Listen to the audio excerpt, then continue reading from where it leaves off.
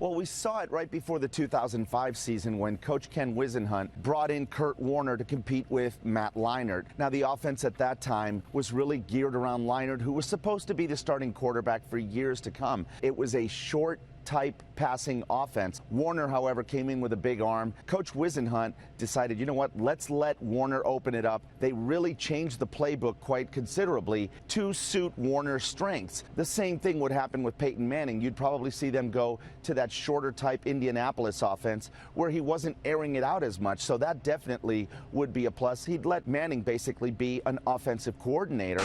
It's interesting, many times in past years, Belichick clearly has not liked what he's seen at the bottom of the first round and gotten out.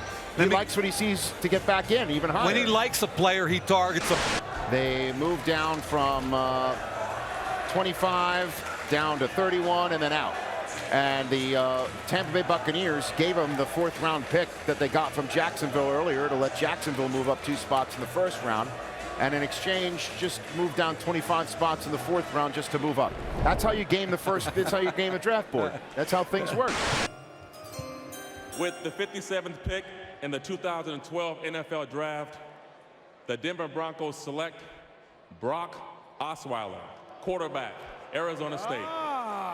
It's about to be deja voodoo. Your worst nightmare recreated in Gotham City. Here it comes again. You're going to be holding your head in your hands week after week. He's going to win maybe, who knows, 8 out of the last 9. He might win all 9 in a row. I can't take it. I said stop it. Stop it. Stop it. Stop it. Stop it. Stop it. Stop it. I can't take it. I just can't take it.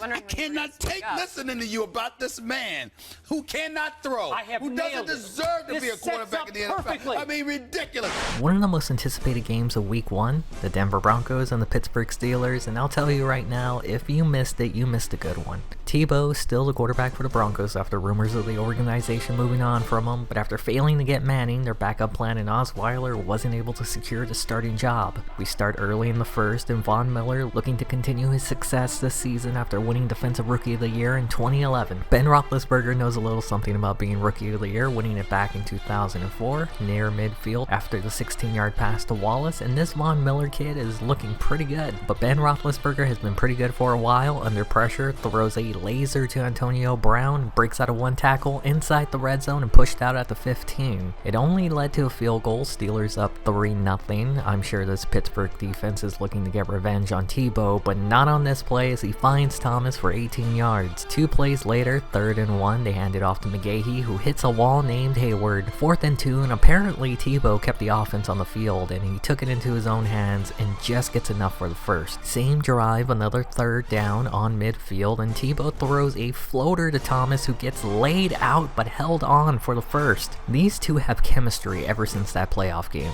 The drive would eventually stall out in the red zone, leading to the Broncos tying it at 3. Tebow and Thomas weren't done yet, game tied at 3. Broncos got the ball back, and in stride, great placement, Thomas got banged up but did return a few plays later. It did only lead to another field goal attempt, but Prater put too much sauce on it, pushing it to the left, giving the ball back to the Steelers. And I know we've talked about Miller earlier, but we didn't talk about Heath Miller. He may be big and slow, but he somehow makes plays. 39 yards here. How do you defend this offense? You got Heath Miller making plays, got Mike Wallace with the speed, and Antonio Brown, who's coming off his first 1,000-yard season. 2 plays later, 3rd and goal at the 1-yard line, Broncos bring pressure, and oh, they have this Emmanuel Sanders guy. Steelers retake the lead 10-3. We skip to the final minute of the half. Steelers have the ball, and Ben with all the time to throw. There he is, security blanket who just makes plays, Heath Miller. Broncos did enough to force them to kick a 50-yarder. Steelers lead 13-3. Now there's still 30 seconds left in the half. With a clean pocket, Tebow throws to the sideline, but Thomas can't hold on to the ball. Is Tebow mania over? 3rd down, 26 seconds left. Tebow throws a floater as he gets hit, and Thomas makes the catch. Nobody is going to catch up to him, and I'm pretty sure Pittsburgh fans are experiencing PTSD. 69 yards to make it a 13-10 game. It may not be the exact play, but Tebow mania ran wild, and it's looking to do it again this season. We're now in the second half, and I told you earlier, if you missed this game, you missed a good one. I wasn't lying. Roethlisberger, with plenty of time, throws deep to Brown, who somehow makes the catch. Ben was also having a heck of a game. It did only lead to another field goal to give Pittsburgh a 16-10 lead. This may be a strange highlight, but we don't discriminate against the running game. McGahee finds the edge and gets into Steelers territory. There hasn't been too much Tebow mania, but I think this one qualifies. I don't understand how he threw the ball so perfectly, but both him and Ben were playing out of their minds this night. The drive stalled out, leading to another kick attempt. Not even close. Could be 16-16 right now. We skip to later in the third. Tebow will keep dropping back and is going to take a nasty hit, roughing the passer to get him across midfield. It's the same drive, third down, and I've never seen Tebow play this well. I guess the rumors of getting rid of him made him work harder to get better. A play later, in the shotgun, Polamalu bites on the underneath route. Easy pitch and catch for Tebow to Julius Thomas this time. Broncos up 17-16. Remember when I said this game was good? I don't know how Ben got that ball out, but Miller bails him out again. Now in the fourth quarter, I said we don't discriminate against the run, and this time the Steelers do it to get inside the red zone. They have been struggling to get into the end zone, but you know who catches balls in the end zone? Tight ends. But not this time. Could have been 23-17, instead they have to settle. 19-17. Does Tebow still have that mania in him? Well, if this play was any indicator of it, he might have gotten it knocked out of him. The following play, Pittsburgh brings pressure and Tebow gets his world rocked again, this time for a penalty. The hits must be affecting him because this was the first bad throw he had today. Forcing Prater to attempt a 58-yarder, he missed two, but he nailed this one, barely. Broncos back up 20-19. Can the Steelers answer back? On third down, safety blanket Miller with another catch to get over 100 on the day. A play later, Denver brings the blitz, but picked up by the Steelers. Roethlisberger goes deep to Antonio Brown, but picked off by Tracy Porter.